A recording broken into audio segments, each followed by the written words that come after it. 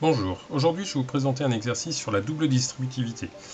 L'exercice classique d'une double distributivité, c'est de développer une expression dans laquelle on retrouve deux parenthèses et un produit de deux parenthèses.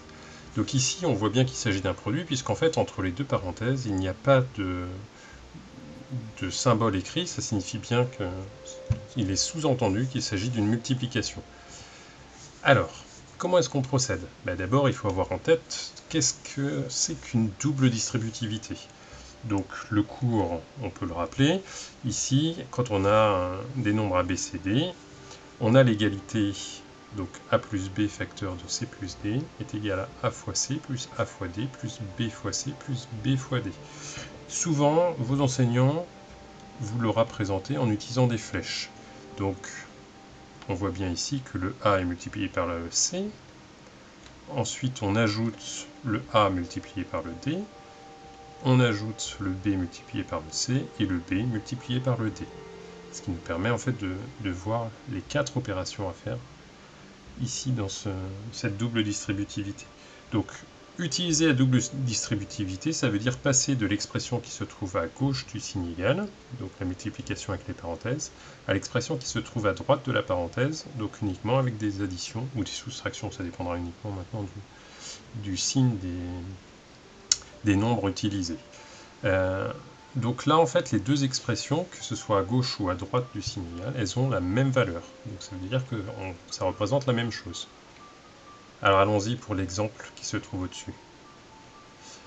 Alors je l'ai remis avec les couleurs du cours, de la propriété.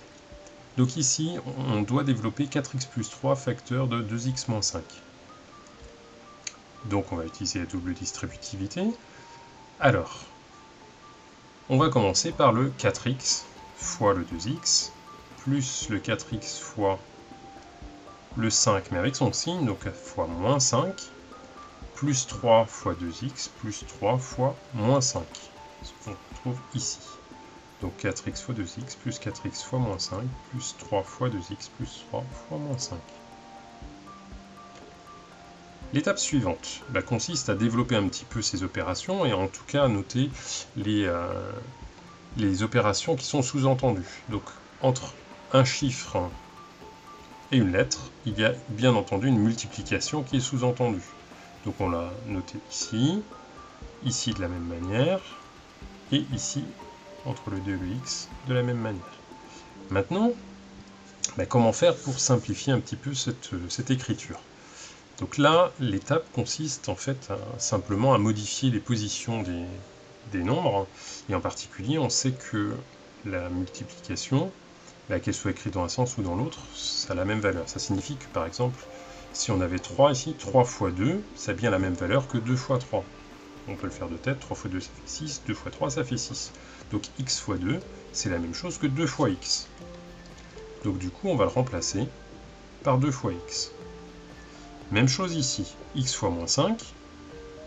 Alors pourquoi est-ce qu'on les déplace? C'est pour avoir les nombres ensemble, les chiffres ensemble, et les lettres ensemble. Donc ici, on regroupe le 4 et le 2 ensemble, le x et le x ensemble. Donc ici, c'est la même idée. Le x, c'est pas pratique s'il est entre le 4 et le moins 5. Donc en fait, on va regrouper les deux. Donc le moins 5, on va le rapprocher du 4. Et en utilisant toujours la même idée, c'est qu'on peut changer les places sans changer le résultat de l'opération. Donc x fois moins 5, c'est bien la même valeur que moins 5 fois x. Donc on peut très bien modifier en l'écrivant comme ça tout de suite. Ici, le 3 et le 2 sont écrits l'un à côté de l'autre, donc on va pouvoir faire l'opération facilement. Et là, il n'y a pas de lettres. Donc une fois qu'on a ça, en fait, on va pouvoir faire tous les produits. Donc on va pouvoir multiplier les nombres ensemble et on va pouvoir multiplier les lettres ensemble quand il y a plusieurs fois la lettre.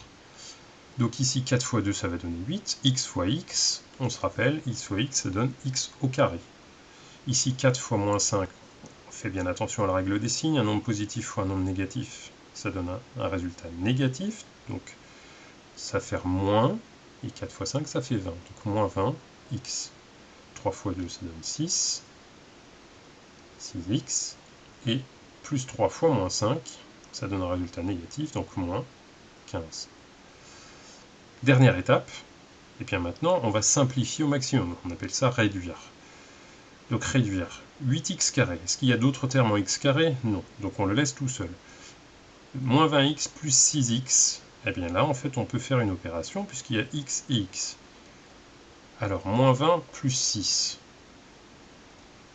Ça, c'est une opération qu'on a faite en utilisant les règles avec les nombres relatifs.